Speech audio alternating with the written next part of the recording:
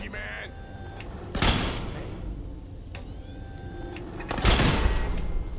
Man down!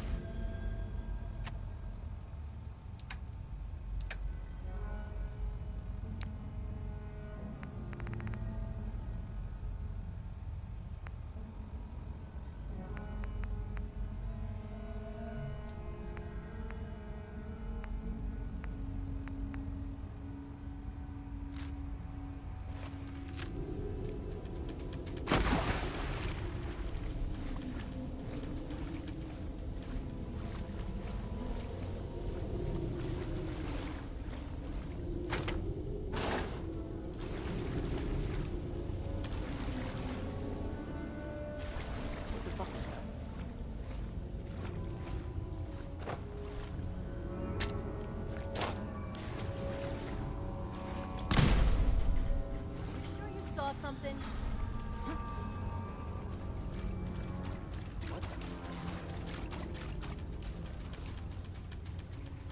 I must have fucking see things.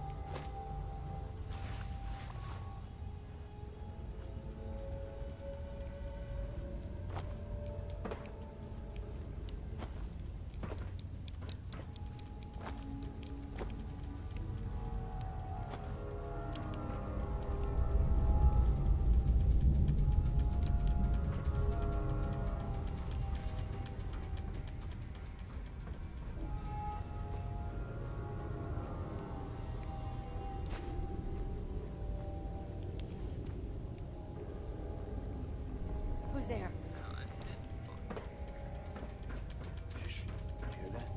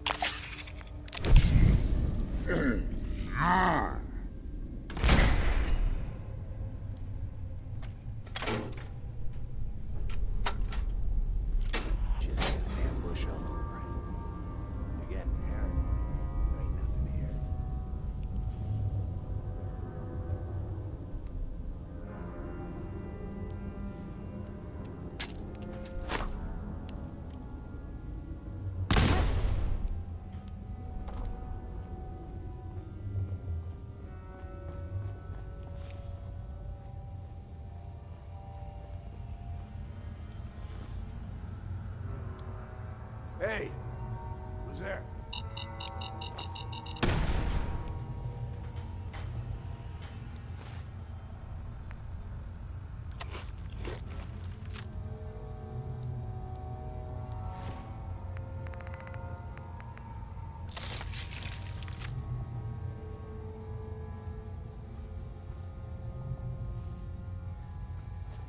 Who's out there?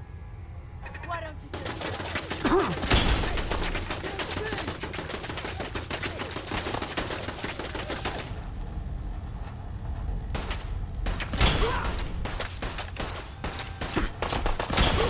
Need backup over here!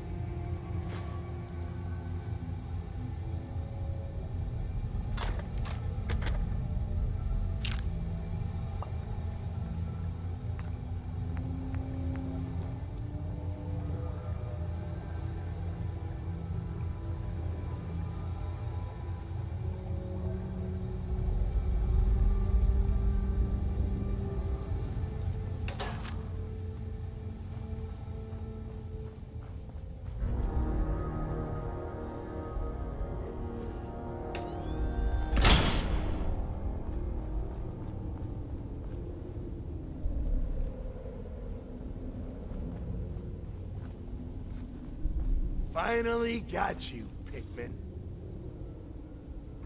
Thought you could hunt and torture our people to your heart's content? I'm gonna enjoy killing you. You gotta be joking.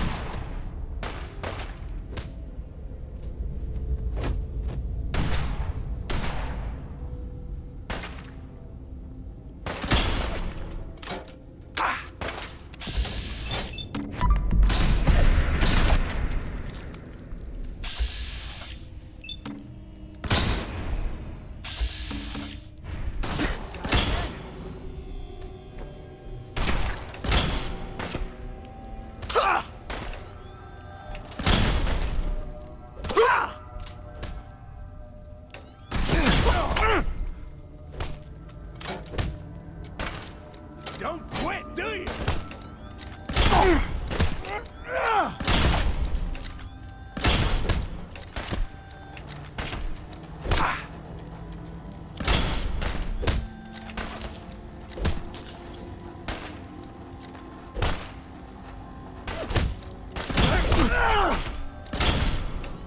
Why do they always gotta fight back?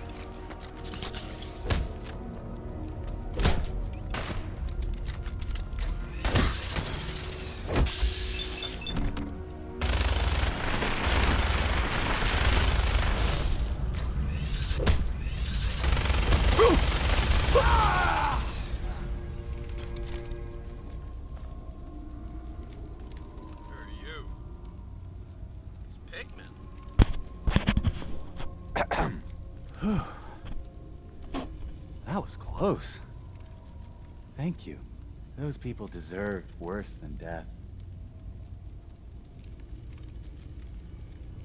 They were cold-blooded killers. They got their pound of flesh. But I'll collect my own again soon. I owe you. What did you have in mind? A gift. Nothing more. If you visit my house again, look deep within my painting, Picnic for Stanley, and you will find my gratitude. You'll need this. already got that.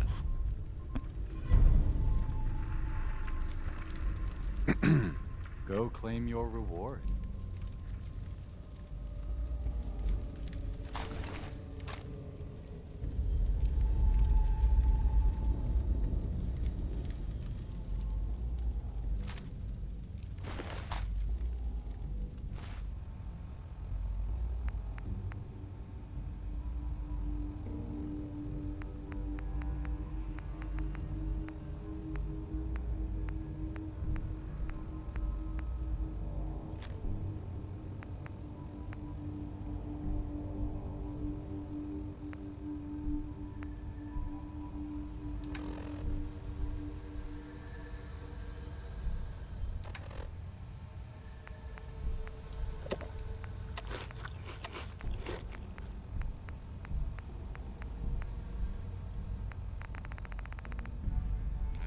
Any fucking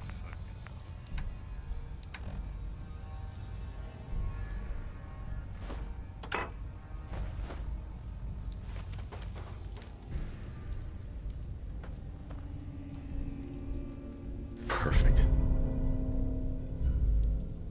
nice.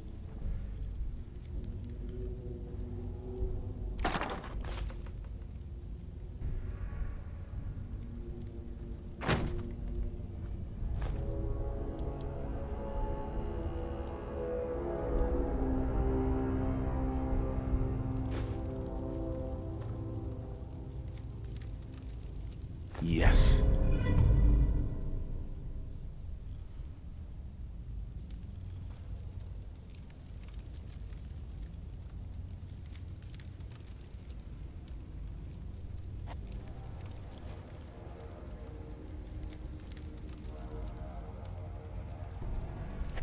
Okay.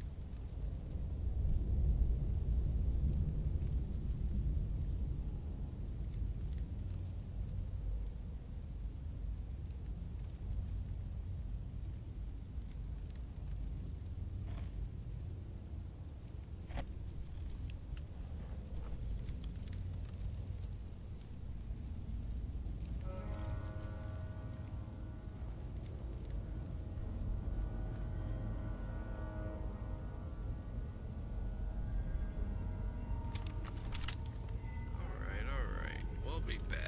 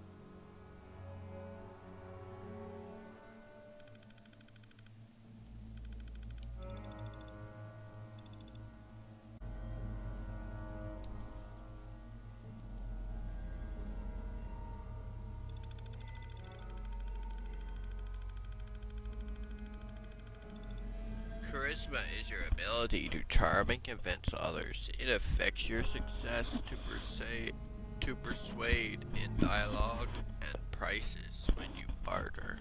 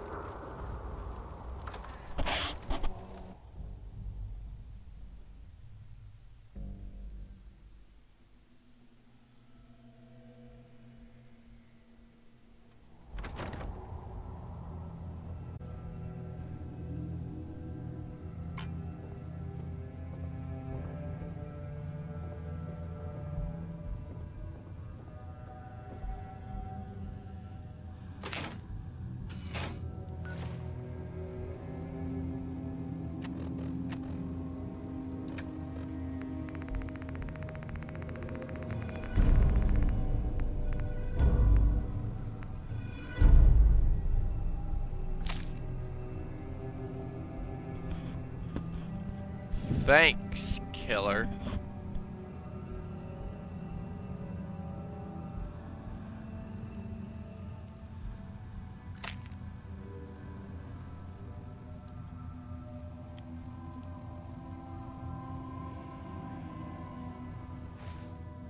That's it?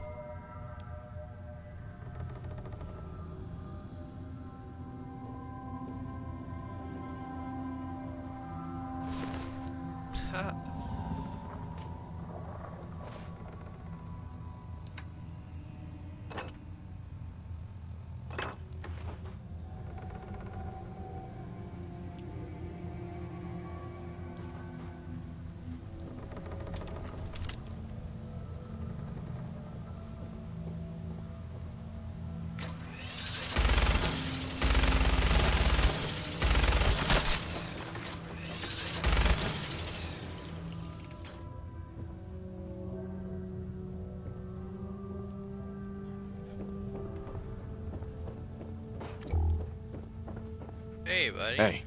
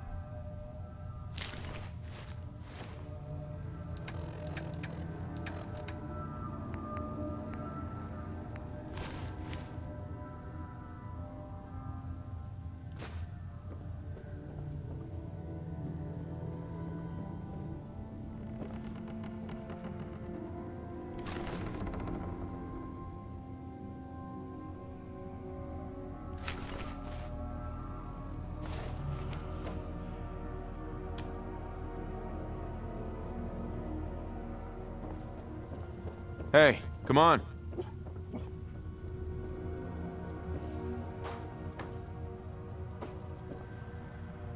See if she had anything.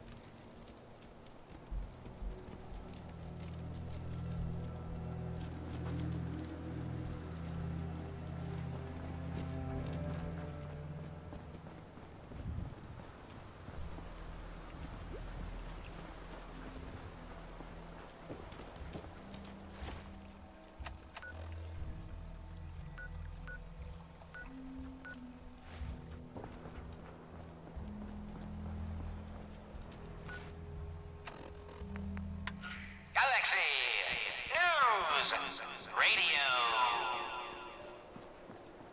When evil walks the streets of Boston, one man lurks in the shadows, shielding the innocent, judging the guilty.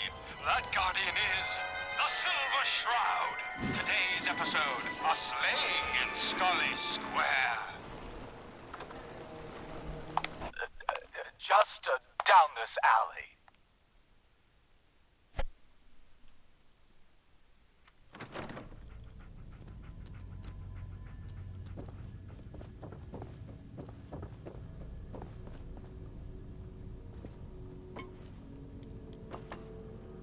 Only opens with a key.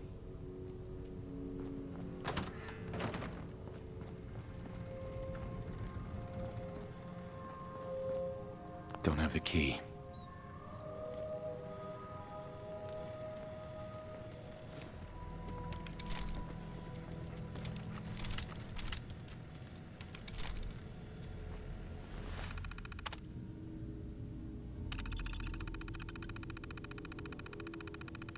I think I finally have this new terminal set up correctly.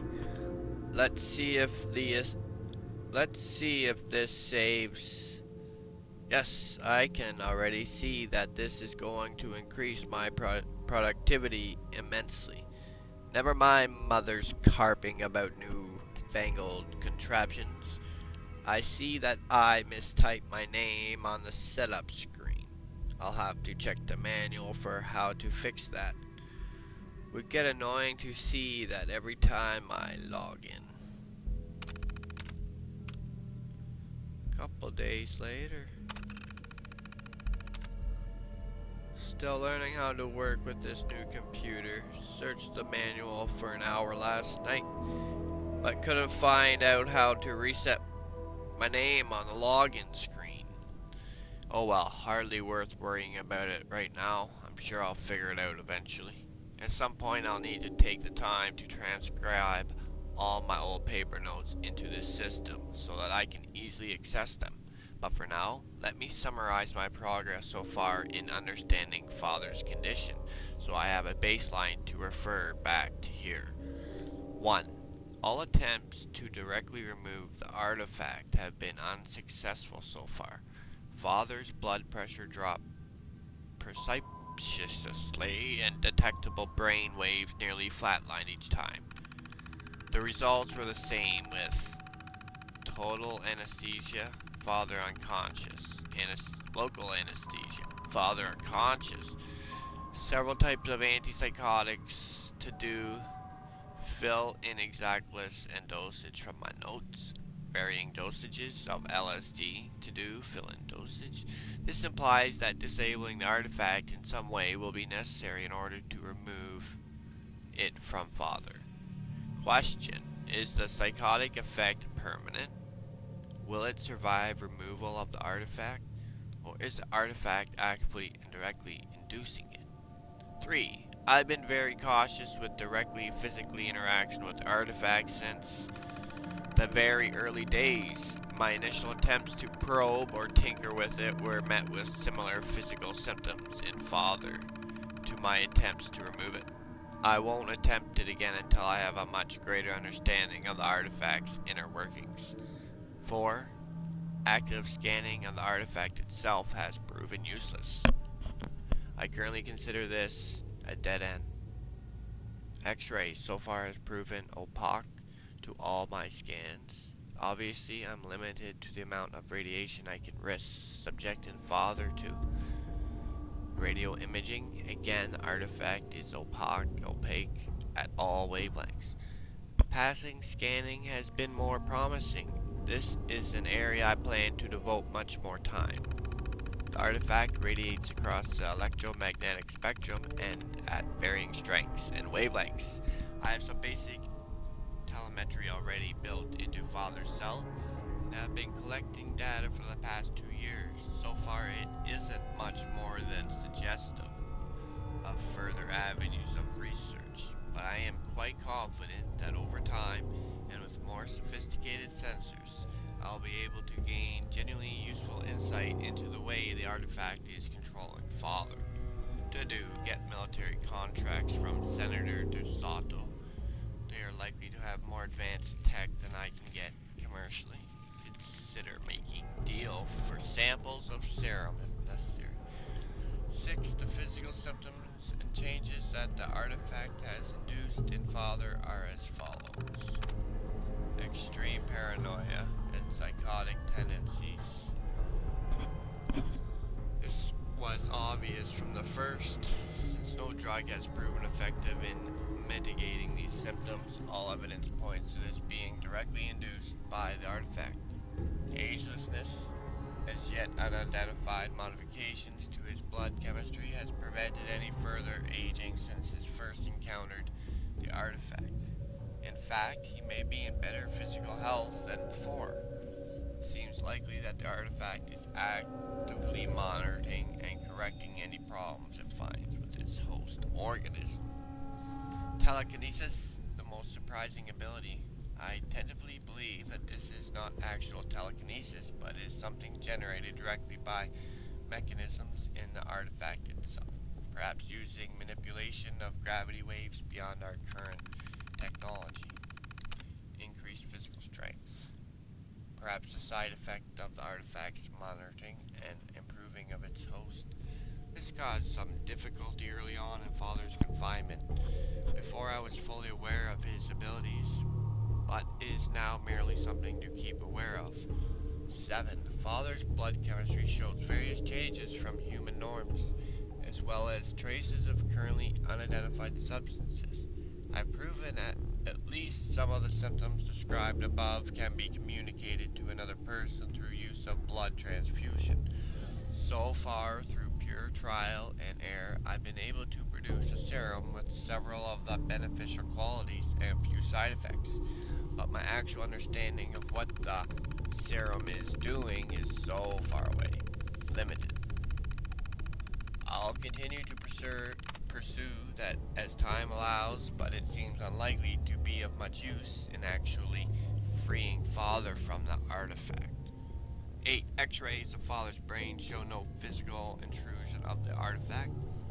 His skull remains intact, and I can see no signs that it has even penetrated his flesh.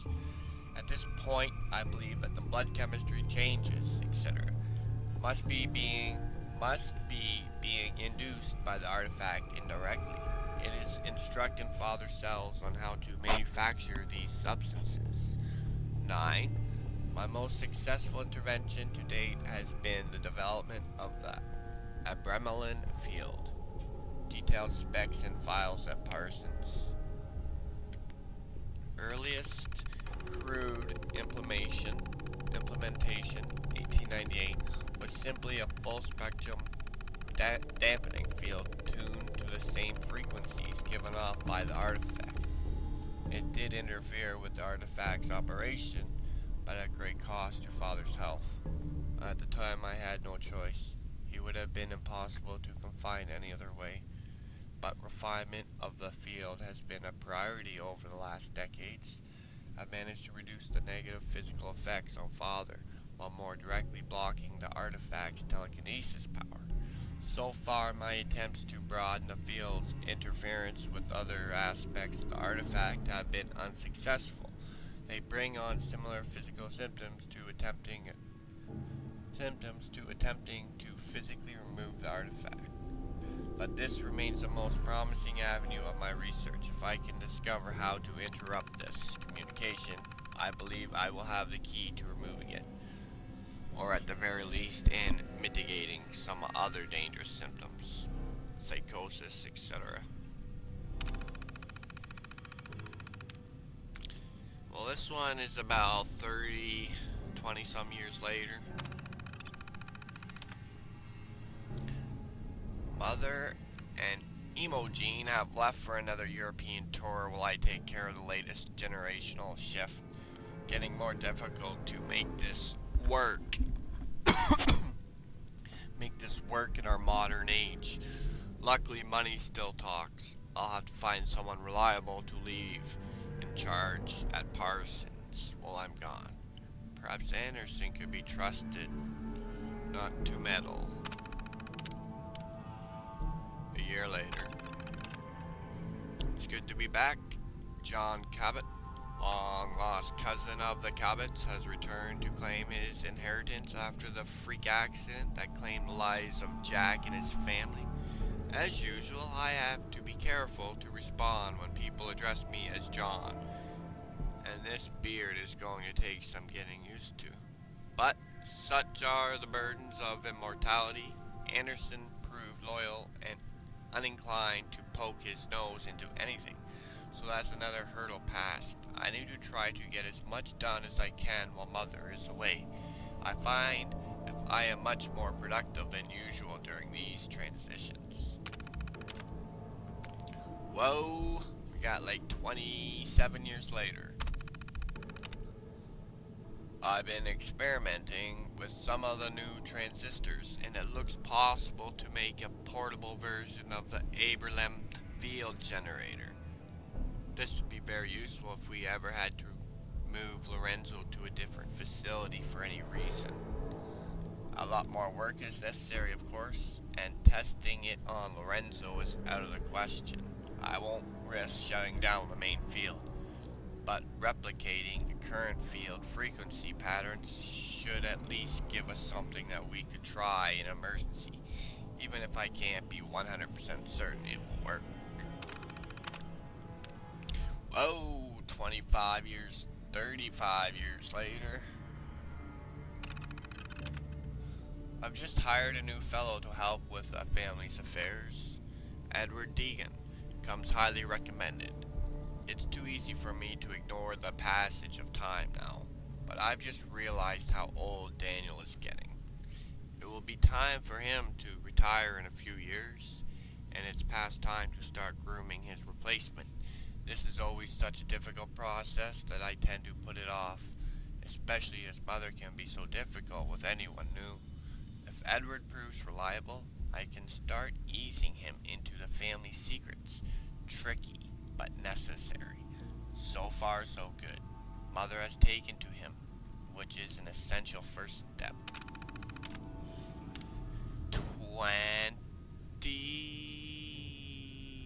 18, 15, 16, 17 years later. I've had Rob go out again. It seems like a small thing, but this login screen glitch has been driving me crazy. I assumed that it would be fixed with the upgraded terminals. You can be sure I was careful to type my name in correctly this time, but no, when it booted up the next time, there it was again.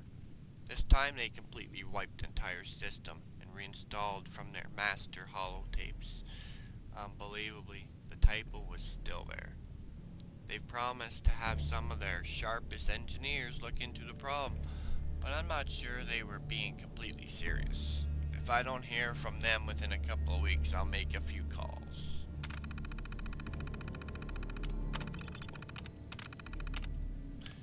Next year. Apparently the political situation has become very dangerous. I don't pay much attention to current events, but Imogene's latest beau is a high muckety-muck in some government agency, and has been telling her alarming stories about how close things have gotten to a full-scale nuclear war. I wonder if we are following in the footsteps of the ancients who created the artifact. If so, who might our successors be thousands of years from now? Will a cockroach civilization eventually rise to wonder at the artifacts we left behind? Next year. It really happened. I don't think I've quite come to terms with what it means for the long run. It's been one crisis after another. We certainly aren't out of the woods yet, but the simple fact that I can write this again means we are better off than most people. I don't have time to write down everything that's happened. Fortunately, Boston was spared a direct hit. My first concern was Parsons, of course. We had to maintain power at all costs. We've always had backup generators, more than usual even for a medical facility, but these were intended for short-term outages, not as a permanent power supply. Then there was the question of security. Edward proved himself amazingly resourceful. He already had plans in place for just such an emergency. Thank God he paid more attention to the news than I did. Still, there's no real planning for the end of civilization. He and I have been at Parsons for almost a month, trying to keep things from completely falling apart. Edward has been out more than he should. I'm afraid he's taken a heavy dose of radiation, but there was really no choice. I'll do what I can for him. I don't know how I could replace him now. Imogene has stepped up amazingly. I had no idea she had it in her. The man we left in charge here proved unreliable. Apparently cracked under the pressure and tried to evict Imogene and Mother at gunpoint. He didn't reckon on Imogene, and neither did I. She took charge and somehow kept things secure here in spite of everything. I'll have to see what Edward can do about a more permanent solution for power and security for Cabot House. But for the moment, things look much better than they might. I expect even our resources will be tested to the limit over the coming years, but in some ways I am glad of the challenge. One thing's for sure, the end of the world isn't born. 3 years later. I think I can finally say that things are looking up. Edward has recruited a more or less reliable security force to protect Parsons. The power situation is stabilized. Edward assures me we now have spare parts stockpiled to last at least 50 years. Moving between here and Parsons is still the biggest problem. There's no sign of any return of law and order. Just the opposite, in fact. But Edward has proven skilled at dealing with the various groups of thugs that have sprung up. Speaking of Edward, his radiation sickness has developed in a most fortunate way. For a time I thought he was surely going to die, but then his condition stabilized. He now seems actually immune to further radiation. Apparently this is not unknown in the other survivors. Although Edward tells me that a strong prejudice has developed against these people, hard to understand as they seem uniquely qualified to survive in this new world. One benefit of the end of civilization that I hadn't anticipated, there's no need now for us to have to die periodically. I can go back to being Jack Cabot again for the foreseeable future. No more neighbors to poke their noses into our business. Whoa, 80 years later, 70, 20, 35 years later. I've lately immersed myself in Lorenzo's work like never before. I wish now I had made more effort when it was still possible to try to locate the site of so-called Ubar. After my initial failed attempts to find the site, I dismissed it as both hopeless and useless. Better to focus my energy on the immediate problems. But now, after going over Lorenzo's papers more thoroughly, I believe there are enough clues to the general location that a large-scale search using aircraft might have been feasible. Something that wasn't possible in my first attempt, of course. Maybe I could have found some other artifacts that I could have studied more directly. Even if they were for completely different purposes. It would be invaluable in understanding how the ancient technology functioned. I've also come to realize how brilliant Lorenzo actually was. I was far too quick to dismiss his theories, the arrogance of youth. I'm now convinced that his essential premise is correct. The artifact he found was not made by humans. All the evidence was there, but Lorenzo was the only one who put it all together and actually understood what it meant. A staggering thing to think of. If only he had been capable of dealing with fools a bit more diplomatically, he might have gained more general acceptance of his theories and not been driven to such secrecy in his final expeditions. Well. That's Jack's computer. This guy's old. Can it wait? I was just in the middle of something. Okay. Quite a place you've got here. Thank you. I try not to take it for granted. We were definitely more fortunate than most. It hasn't been easy keeping it up to pre-war standards, but we do what... Are we done? I've got to get going. All right. I just can't bear to think what might have happened to poor Imogen.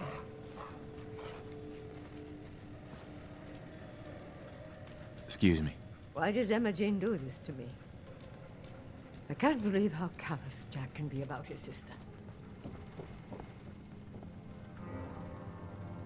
I need some keys. Would need the key.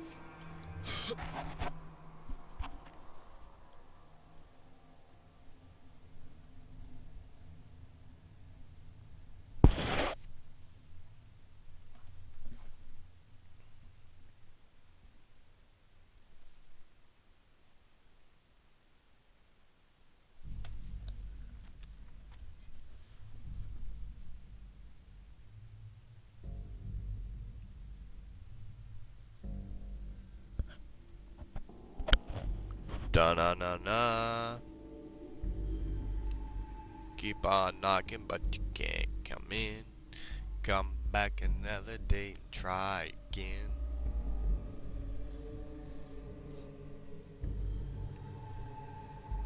Ah! Galaxy News Radio.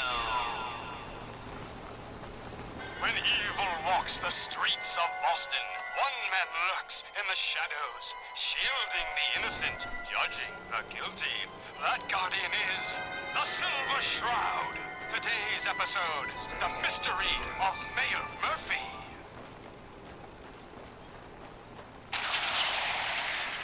Slowly now. Reveal yourself. Silver Shroud. Fret not, old friend. It's only me. Mistress of Mystery. What brings you to Scully Square on such a foul night? Tracking our dear Mayor Murphy, who is up to some mischief. The mayor? So he wasn't here in some kind of official capacity. Hardly. Here, let me show you. The contents of the late mayor's case. But these are real estate papers. Leases and deeds for most of the businesses in Scully Square. Indeed they are, my intrepid investigator. It would seem our Mayor Murphy was involved in a rather crooked caper.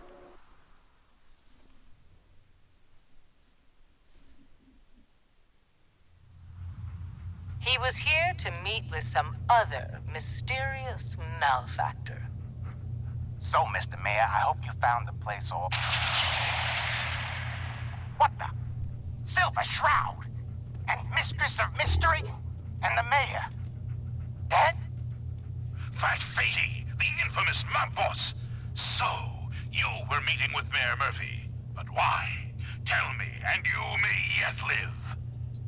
Best listen to my friend, Fahey. I'll never talk, and you two are in over your heads. So be it. Death has come for you, evildoer, and I am its... Shroud?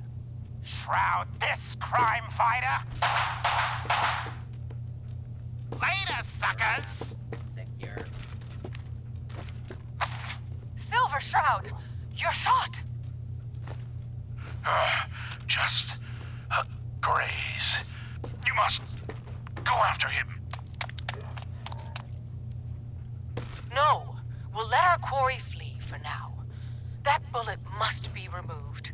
And you're bleeding badly.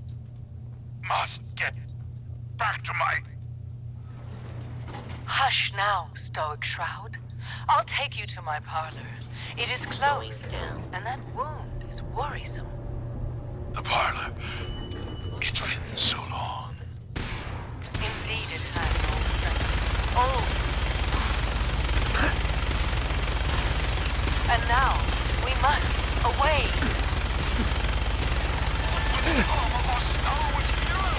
Find out what happens next week on another exciting episode of The Silver Shroud. You've been listening to Galaxy News Radio, a wholly owned subsidiary of Galaxy News Network. Galaxy News Radio. When evil walks the streets of Boston, one man lurks in the shadows, shielding the innocent, judging the guilty. That guardian is the Silver Shroud. Today's episode in the Parlor of Mysteries. Jasmine. Chamomile. Pain. Ecstasy. This can only be the den of mysteries. Shh. Be still, sweet Shroud. I removed that scumbag slug, but you're sick with fever and still suffering. Mistress of Mysteries, no. I'm all right. But the mayor, Fat Fatey, we stumbled upon a most sinister plot, old friend. Ha! No, dear heart. The Shroud stumbled. The mistress maneuvered. I knew of the mayor's misdeeds for many days. I followed him to that fateful meeting with Fat Fahey. I was about to... Attention! Silver Shroud and Mistress of Mystery.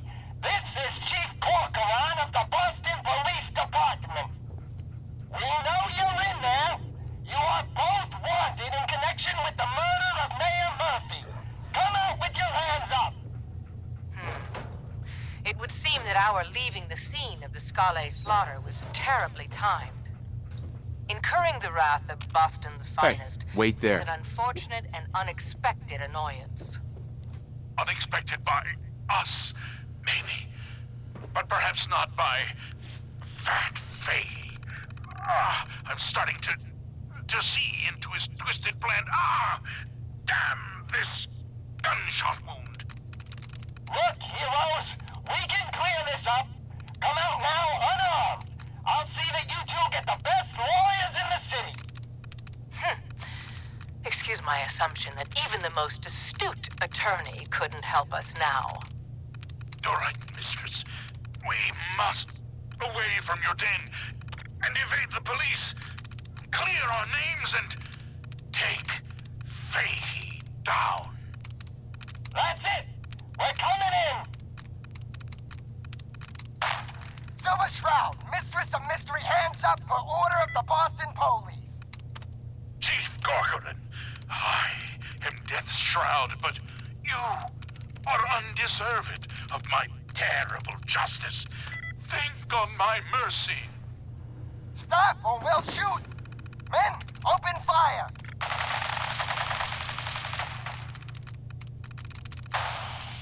Damn it! Where did this mist come from? Wait, it's clearing. Chief, they ain't here. They're gone. I was hoping you'd say that, Officer Leibowitz. I was hoping you'd say that. What will become of our stalwart hero? Find out what happens next week on another exciting episode of The Silver Shroud. You've been listening to Galaxy News Radio, a wholly owned subsidiary of Galaxy News Network. Galaxy News Radio.